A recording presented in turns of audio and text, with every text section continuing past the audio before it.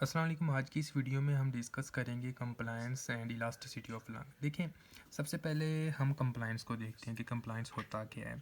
तो कंप्लायंस होता है कि किसी भी ऑब्जेक्ट का जो स्ट्रेच होना, एक्सपेंड होना, वो जो एबिलिटी होती है उसको कंप्लायंस कहते हैं। मतलब कि द एबिलिटी टू स्ट्रेच, तो इसको क्या कहेंगे? कंप्लायंस कहेंगे। इसको मैं ना थोड़ा सा डिटेल में आपको एक्सप्लेन करता हूँ विद एग्जांपल, तो इस तरह फिर आपको इंशाल्लाह जल्दी आसानी से समझ आ जाएगा। मतलब कि अगर हम इसको देखें, एबिलिटी टू स्ट्रेच, अब इसका मतलब क्या है, इसकी तरफ आए। देखें, फॉर एग्जांपल ना, हमारे लंग्स को आपने तशबीह देनी है एक तरह बलून से, यानी कि लंग्स को तशबीह किससे देनी है? हमारे बलून से। ये बलून से आपने तशबीह देनी है। अब आप इस तरह देखें, फॉर एग्जांपल ये जनाब एक बलून है, ठीक हो गया, ये बलून है। उसके बाद नॉर्मल जो बलून है वो सिर्फ इस तरह है, छोटा सा बलून हो गया, ठीक है, ये नॉर्मल बलून है। अब हमको पता है कि एक नॉर्मल गुब्बारा ये इतना है, और ये साइज़ में इधर कैसे बढ़ा? क्योंकि हमने इसमें क्या किया? वॉल्यूम डाला। तो जितना वॉल्यूम डालेंगे उतना हमारा जो साइज़ होगा गुब्बारा वो उतना स्ट्रेच होगा। समझ आ रही है? वो क्या होगा? स्ट्रेच होगा। तो ability to the stretch is known as a compliance. मतलब कि फिर ये हम कह सकते हैं कि जो कंप्लायंस होगा वो डायरेक्टली प्रोपोर्शनल टू होगा वॉल्यूम। तो इसके लिए जो कंप्लायंस होता है वो क्या होता है? कंप्लायंस जो होता है वो होता है डेल्टा वी और डेल्टा पी के इक्वल। इसका मतलब क्या है? अगर हम इसको थोड़ा सा एक्सप्लेन करें, इसका मतलब ये है कि कंप्लायंस जो होगा, सी से मैं कंप्लायंस शो कर रहा हूँ और इसको मैं दिखा रहा हूँ कि directly proportional to delta V. मतलब कि हम जितना ज़्यादा वॉल्यूम डालेंगे हमारा जो कंप्लायंस होगा वो उतना ज़्यादा होगा। इसके लिए जैसे मैंने एग्जांपल दी ना गुब्बारे की, मतलब कि ये अगर नॉर्मल गुब्बारा है ना, इसकी जो लेंथ है वो आप इस तरह समझिए कि 2 सेंटीमीटर है, ठीक है। हमने ना इसमें 1 गिलास पानी का डाला, ठीक हो गया। अब 1 गिलास क्या हुआ? वो पानी का डाला। तो इसकी अब इस तरह समझे कि लेंथ जो है वो क्या होगी? अब इस तरह समझे कि ये 10 सेंटीमीटर होगी, ठीक है, ये एग्जांपल दे रहा हूँ। अब अगर हम 2 गिलास पानी के डालेंगे तो फिर ऑटोमेटिकली इसका जो साइज़ होगा वो और बड़ा हो जाएगा इस तरह। समझ आ रही है? तो ये जितना वॉल्यूम हम ज़्यादा डालेंगे उतना साइज़ बड़ा होगा, उतना स्ट्रेच ज़्यादा होगा। तो ability to stretch is known as a compliance. तो इस तरह हमको पता लग गया कि जनाब जो एबिलिटी टू द स्ट्रेच होगी उसको क्या कहते हैं? कंप्लायंस कहते हैं। अब देखें, अब इसी से हम ना मतलब कि इलास्टिसिटी की एग्जांपल देखें कि इलास्टिसिटी क्या होता है। देखें इलास्टिसिटी, होप सो कि आपको कंप्लायंस का पता चल गया होगा। अब हम देखते हैं इलास्टिसिटी का कि इलास्टिसिटी कैसे होती है। देखें, इलास्टिसिटी जो है ना, ये आपकी किसी भी चीज़ की, ऑब्जेक्ट की, उसके स्ट्रेच होने की जो रेजिस्टेंस पैदा करती है उसको इलास्टिसिटी कहते हैं। शायद आपको समझ ना आई होगी। या फिर किसी भी ऑब्जेक्ट का उसकी अपनी ओरिजिनल शेप में आने का जो प्रोसेस होता है उसको इलास्टिसिटी कहते हैं। फॉर एग्जांपल, ये गुब्बारे की ओरिजिनल शेप है, ठीक हो गया, ये क्या ओरिजिनल शेप है। अब देखें, जितना ज़्यादा गुब्बारा स्ट्रेच होगा उतनी ज़्यादा उसकी ओरिजिनल शेप जो होगी वो ख़राब हो रही है।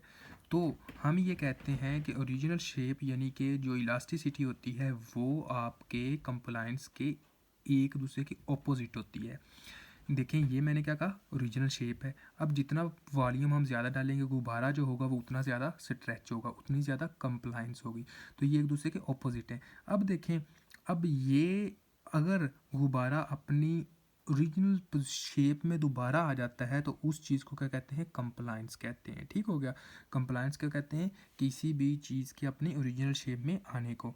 अब हम लेते हैं फेफड़े की फॉर एग्जांपल। किसकी एग्जांपल लेते हैं?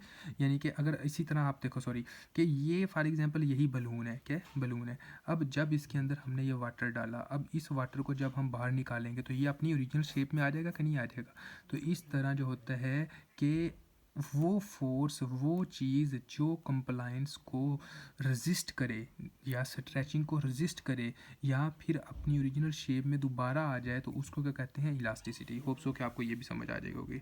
अब इलास्टिसिटी क्या होती है? वो डेल्टा पी और डेल्टा वी के इक्वल होती है। देखें, हमने क्या पढ़ा था कि कंप्लायंस जो होता है वो डायरेक्टली प्रोपोर्शनल होता है और इलास्टिसिटी क्या होती है? वो इन्वर्सली रिलेशन होती है। कैसे? इसके लिए एग्जांपल देता हूँ। इन्वर्सली रिलेशन देखें, शुरू में मतलब कि ये गुब्बारा है, इसमें कोई भी पानी नहीं भरा, ठीक है, ये नॉर्मल है, तो ये अपनी ओरिजिनल शेप में है। अब इसमें थोड़ा सा पानी डाला, जैसे इसमें पानी डाला या हवा हमने भरी तो इसकी शेप क्या हुई, वो चेंज हुई, तो वॉल्यूम ज़्यादा हुआ। जैसे वॉल्यूम ज़्यादा हुआ तो इसकी जो इक्वलेंट सॉरी जो इसकी इलास्टिसिटी है वो क्या हुई, वो इन्वर्सलिटी यानी कि वो चेंज हो गई। अब अगर हम और ज़्यादा वॉल्यूम डालें तो इसकी जो शेप होगी, इलास्टिसिटी होगी, जो शेप होगी वो और ख़राब होगी। तो इस तरह ये दोनों एक दूसरे के इन्वर्सली रिलेटेड होते हैं।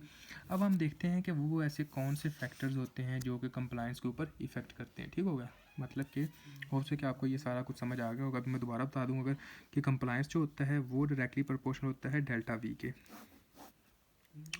इलास्टिसिटी जो होती है वो इन्वर्सली रिलेटेड होती है डेल्टा वी के। तो ये एक दूसरे के क्या होते हैं, ऑपोजिट होते हैं। ठीक हो गया जनाब। अब हम ये सारा कुछ जो है ये हम मतलब कि कौन से फैक्टर्स होते हैं जो इसके ऊपर इफ़ेक्ट करते हैं कंप्लायंस के ऊपर, अब हम ना इसको देखते हैं। देखिए फॉर एग्जांपल ना इसको मैं इस तरह करता हूँ, ये एक ट्राइंगल है, ठीक है, ये एक ट्राइंगल है। ये ट्राइंगल में सी कंप्लायंस है। ये कंप्लायंस जो होती है इसके लिए इलास्टिसिटी लंग्स की इसके ऊपर डिपेंड करेगा इलास्टिसिटी ऑफ लंग। नंबर 2 ये किसके ऊपर डिपेंड करता है, सरफेस टेंशन के ऊपर। और इलास्टिसिटी ऑफ चेस्ट वाल, इलास्टिसिटी ऑफ चेस्ट वाल, ये 3 चीज़ें होती हैं। सबसे पहले ना हम इलास्टिसिटी ऑफ लंग को देखते हैं कि ये कैसे कंप्लायंस के ऊपर यानी कि इफ़ेक्ट करती है। इलास्टिसिटी ऑफ लंग, देखें एक सिंपल सी एग्जांपल है कि हमारी जो ईयर होती है, अगर मैं ना पहले ना लंग्स का स्ट्रक्चर ड्रा कर दूँ एक बार, ये फॉर एग्जांपल लंग्स हैं, ठीक है।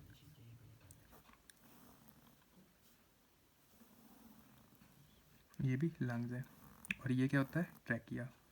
और ये ट्रैकिया किस में रहता है, ब्रोंकाई में। ये बन के एक तरह की एल्वी, इसको आप एक तरह का समझे एल्वीलाई समझे, ठीक हो गया। और ये एल्वीलाई समझे, तो हमें पता है कि कई तरह की एल्वीलाई इस तरह होती है, सॉरी ये होगा जनाब एक तरह की एल्वी, और कई तरह की एल्वीलाई होती हैं। देखें अब ना थोड़ा सा ना इसके ऊपर गौर कीजिएगा। अगर मतलब कि ये एल्वीलाई की नॉर्मल शेप है, अगर जब हम एयर इनहेल करते हैं, एयर कहाँ जाती है, मेन जो होती है वो एल्वीलाई में जाती है। मतलब nose, nasal cavity, pharynx, larynx, trachea, bronchi, alveoli में एंड पर चलेगी। तो जब इसके अंदर गई तो ये क्या होती है, एक तरह की एक्सपैंड होती है। तो ये इसकी फॉर एग्जांपल ये नॉर्मल है ना, तो एक्सपैंड होकर ये क्या बन जाती है, इस तरह। ठीक हो गया, ये क्या होगा, इस तरह। ये नॉर्मल बता रहा हूँ, ठीक होगा। ये क्या, कंप्लायंस, जब एयर इसके अंदर गई ये स्ट्रेच हो गई। तो जो इधर से यानी कि ये तो नॉर्मल था, और इधर से इधर तक का जो सीन है इतना जो स्ट्रेच हुई है उस प्रोसेस को क्या कहते हैं, कंप्लायंस।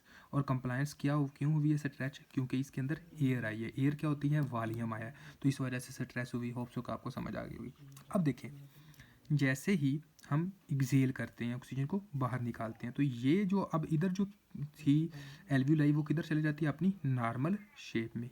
अब देखें मतलब कि नॉर्मल शेप में गई, और इस प्रोसेस को कहते हैं इलास्टिसिटी। और इलास्टिसिटी क्यों हुई, इन्वर्सली रिलेटेड, क्योंकि अब एयर बाहर निकल रही है। जब एयर बाहर निकल रही है मतलब कि वॉल्यूम जो होता है वो एल्वियोलाई से बाहर निकल रहा है। जैसे एल्वियोलाई से वॉल्यूम बाहर निकल रहा है तो एल्वियोलाई के अंदर वॉल्यूम ज़्यादा तो कम रह गया। जैसे एल्वियोलाई के अंदर वॉल्यूम कम रहेगा तो इलास्टिसिटी ज़्यादा हो गई। होप सो कि आपको ये कंसेप्ट सही हो गया होगा। अब देखें, अब ना मैं आप लोगों के एक डिजीज़ के बारे में बताता हूँ, पल्मोनरी फाइब्रोसिस। पल्मोनरी फाइब्रोसिस एक ऐसी डिजीज़ होती है जिसको रिस्ट्रक्टिव पल्मोनरी डिजीज़ भी कहते हैं, जिसमें फॉर एग्जांपल ना ये एल्वियोलाई ना, तो इस तरह फॉर एग्जांपल इस तरह समझे कि यहाँ पर फाइब्रोसिस हो गई है। क्या हो गया, फाइब्रोसिस, यहाँ पर फाइब्रोसिस है, यानी कि स्कार फार्मेशन हो गई है, फाइब्रोसिस हो गई है, फाइब्रोसिस। जब फाइब्रोसिस हो जाती है या स्कार फार्मेशन हो जाती है उस वक्त क्या होता है, उस वक्त ये होता है कि ये नॉर्मल एल्वियोलाई है ना, तो ये इस तरह पहले जो स्ट्रेच होती थी वो नहीं होती। क्या होता है, स्ट्रेच नहीं होती। अब देखें अगर जो एयर आएगी वो इधर आई, लेकिन यहाँ पर बहुत टफ लेयर है, एक तरह की फाइब्रोसिस हो सकी है, स्कार फार्मेशन हो गई है, तो जो एल्वियोलाई है वो इस तरह स्ट्रेच नहीं होते, ये इधर इतनी ही जगह पर रहते हैं। जब एल्वियोलाई स्ट्रेच नहीं होते तो फिर जो एयर है वो क्या रहेगी, वो वापस जाएगी एक तरह की। ठीक हो गया। और इसका मतलब क्या है कि आपके एल्वियोलाई स्ट्रेच नहीं हुए तो आपकी कंप्लायंस क्या हुई, वो कम हो गई। ठीक हो गया, आपकी कंप्लायंस क्या हुई, वो कम हो गई, कंप्लायंस लो हो गई। और देखें ये अपनी ओरिजिनल पोजीशन में ही है एक तरह की, तो इसमें क्या होता है, इलास्टिसिटी ज़्यादा हो गई। तो पूछते हैं कि आपकी कौन सी ऐसी डिजीज़ है जिसमें इलास्टिसिटी, और दूसरा इस तरह पूछ सकते हैं कि हाँ जी जनाब एक पेशेंट है जो एमसीक्यूज़ में आ सकता है, एक पेशेंट है वो जनाब 35 ईयर्स ओल्ड है, स्मोकर है, तो उसको पल्मोनरी फाइब्रोसिस हुई तो उसकी जो कंप्लाइंस होगी वो क्या होगी। तो हमने कहना है कि कंप्लाइंस तो कम होगी क्योंकि एल्विलाई जो है उसके अंदर एयर नहीं जा रही, लेकिन इलास्टिसिटी ज़्यादा होगी। होप सो कि आपको ये भी कंसेप्ट समझ आ गया होगा। अच्छा जी, इसके बाद हम ना और इसका थोड़ा सा डीपली और जाते हैं। ये एग्जांपल तो हमने एक ये ले ली। अब हम जाते हैं एक तरह के पल्मोनरी एडिमा के एग्जांपल में। फॉर एग्जांपल ये दोबारा मैं एक तरह का स्ट्रक्चर फिर हार्ट सॉरी लंग्स कर रहा था, ये दोबारा लंग्स आ गए जनाब, ये लंग्स आ गए जनाब एक तरह के, ये एल्विलाई आ गया, ये एल्विलाई आ गया, ठीक हो गया, ये एल्विलाई इस तरह। अब देखें इसमें जो मेन बात है, इसमें मेन बात है हमको पता है कि यहाँ पर क्या होता है, हमारा हार्ट होता है, ये जनाब लेफ़्ट चैम्बर और ये क्या होता है राइट चैम्बर। अब इसमें से बात बहुत समझने वाली है। ये लेफ़्ट चैम्बर में से पल्मोनरी आर्टरी की होती है, ऐसे ब्लड लेकर आई, जैसे ब्लड लेकर आई उसके बाद इसी तरह ये पल्मोनरी आर्टरी दो होती हैं जो कि एक दो लंग्स की तरफ जाती हैं, ये इधर आती लेकर आती है पल्मोनरी आर्टरी, फिर आर्ट्रियोल्स, फिर कैपिलरीज, और ये क्या होता है कार्बन डाइऑक्साइड वाला ब्लड होता है। कौन सा होता है, डीऑक्सीजनेटेड ब्लड होता है, ठीक हो गया। ये जनाब ब्लड देती है उसके बाद किसको, वेन को। तो वेन कौन सी होगी, पल्मोनरी वेन, इस तरह ये पल्मोनरी वेन। चार वेन आती हैं आपके राइट, जो होता है ना, ये सॉरी राइट था, ये लेफ़्ट था, मैंने गलती से लेकर दिया, ये क्या राइट साइड, ठीक हो गया। तो ये क्या था, इस तरह लेफ़्ट एट्रियम में, यानी कि कितनी आती है वेन, चार। अब देखें जैसा कि मैंने ये बोला, यहाँ पर एमसीक्यू आता है कि अगर लेफ़्ट साइड हार्ट फेलियर हो जाए तो उससे कंप्लायंस के ऊपर क्या इफ़ेक्ट होगा। देखें जब लेफ़्ट साइड से हार्ट फेलियर होगा तो इसके अंदर जो वॉल्यूम है वो वॉल्यूम क्या होगा, वो बाहर नहीं निकलेगा। जब वॉल्यूम बाहर नहीं निकलेगा और वॉल्यूम और इधर आकर इकट्ठा हो रहा है, क्या है, वॉल्यूम और इधर आकर इकट्ठा हो रहा है, लेकिन वॉल्यूम इधर से बाहर नहीं निकल रहा। जब वॉल्यूम इधर से बाहर नहीं निकल रहा क्योंकि हमारा जो लेफ़्ट साइड का हार्ट है वो पंप नहीं होता, तो इसके नतीजतन क्या होता है कि आपका बैक फ्लो होता है। क्या होता है, बैक फ्लो। अब ये बैक से बैक फ्लो हुआ, ये पल्मोनरी वेन हुई। पल्मोनरी वेन कहाँ से होती है, लंग्स की एल्विलाई से। ये एल्विलाई में जैसे होता है, अब देखें अगर ये ना ब्लड वेसल है ना, और 5 ml जो होता है ना वो नॉर्मल ये कंटेन कर सकती है यहाँ तक, लेकिन अगर इसी ब्लड वेसल्स के अंदर आप 10 ml डाल दोगे तो ये ब्लड वेसल से लीक होकर कहाँ चलेगी, आपकी आपकी कहाँ चले जाएगी, आपकी एल्विलाई में, ठीक हो गया। कहाँ चलेगी, आपकी एल्विलाई में। एल्विलाई में जब उधर इकट्ठी हो जाएगी तो उसको कहते हैं पल्मोनरी एडीमा। क्या कहते हैं, पल्मोनरी एडीमा। अब देखें उससे क्या होगा। अब देखें ये एक तरह की, मैंने क्या कहा, ये फॉर एग्जांपल आप इस तरह समझे कि ये जनाब एल्विलाई है और यहाँ पे ये ब्लड वेसल से फ्लूइड लीक होकर ना जनाब इधर इकट्ठा हो गया, इधर इकट्ठा हो गया, इधर इकट्ठा हो गया। अब आप खुद बताएं, यहाँ पर अब जो एयर आएगी इसके अंदर, जो एयर इसके अंदर आई वो क्या इधर से इसको स्ट्रेच कर पाएगी, नहीं कर पाएगी क्योंकि इधर तो फ्लूइड है। इसको एडिमा है, accommodation of the fluid into the lungs is known as a pulmonary oedema. यहाँ पर तो फ्लूइड है तो ये कॉन्ट्रैक्ट नहीं होगी। जब कॉन्ट्रैक्ट नहीं होगी तो जो वॉल्यूम इसके अंदर है वो क्या होगा, वो एक तरह का फजूल गया, आप इस तरह समझ सकते हो, क्योंकि the ability to the stretch of the any part of the object is known as a compliance. तो इसमें जो कंप्लायंस होगी वो क्या होगी, कम होगी। कंप्लायंस क्या होगी, वो कम होगी। तो आप कह सकते हो कि पल्मोनरी लंग में, पल्मोनरी एडिमा में क्या होता है, वो एक तरह की आपका कंप्लायंस क्या होता है, वो कम होता है। और पल्मोनरी एडिमा क्यों होता है, लेफ्ट साइड हार्ट फेलियर से। होप सो को आपको ये बात समझ आ गई होगी। अच्छा जी, इसके बाद नेक्स्ट वीडियो में इसी का मैं पार्ट शुरू करता हूँ कि आगे कुछ एग्जाम्पल्स के साथ, ठीक होगा।